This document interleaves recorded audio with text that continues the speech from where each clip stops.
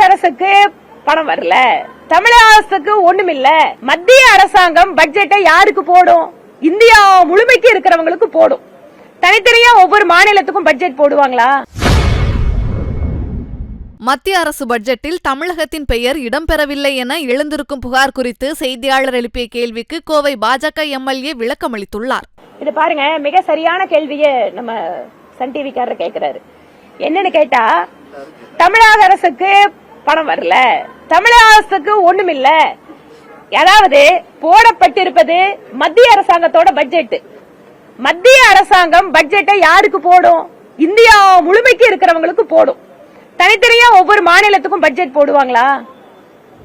ரெண்டாவது, இந்த பட்ஜெட்ல 12 லட்சம் வரைக்கும் வரி விலக்கு நாங்க குடுக்கறோம்னு சொல்றாங்க.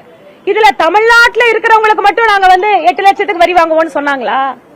12 லட்சம் தமிழ்நாட்டுல அதிகமா அந்த கேட்டகரியில் இருக்கிறவங்க தமிழ்நாட்டுல அதிகம். அப்ப அதிகமா பலன் யாருக்கு கிடைக்குது? தமிழ்நாட்டுக்காரங்களுக்கு கிடைக்குது. தொழில் துறையில சிறு குறு தொழில் நிறுவனங்களுக்கு அதிகமாக கடனுதவி வழங்குகின்ற திட்டத்தை மத்திய அரசு பட்ஜெட்ல அறிவிச்சிருக்கு. பாருங்க, இந்தியாவிலேயே சிறு குறு தொழில் நிறுவனங்கள் எந்தெந்த மாநிலத்தில் அதிகம்?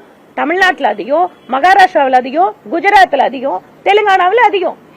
அப்போ சிறு குறு தொழில் நிறுவனங்கள் அதிகமா கடனுதவி வாங்குவது தமிழ்நாட்டுல. அப்ப தமிழ்நாட்டுக்கு பலன் கிடைச்சதா இல்லையா?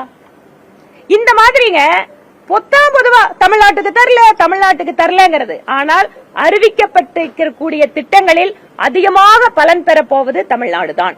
செய்திகளை உள்ளது உள்ளபடி தெரிந்து கொள்ள ரெஃப்ளெக்ட் நியூஸை சப்ஸ்கிரைப் பண்ணுங்க.